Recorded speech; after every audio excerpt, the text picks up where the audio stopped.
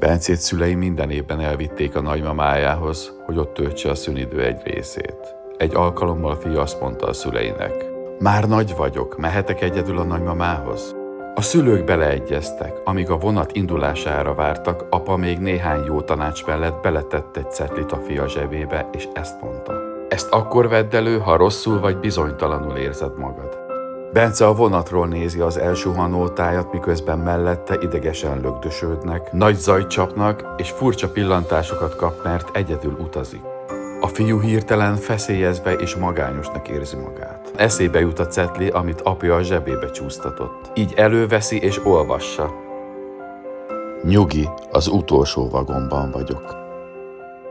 Erről szól az élet. El kell engednünk gyermekeinket, de bármi is történik velük, számukra mindig ott leszünk az utolsó vagonban.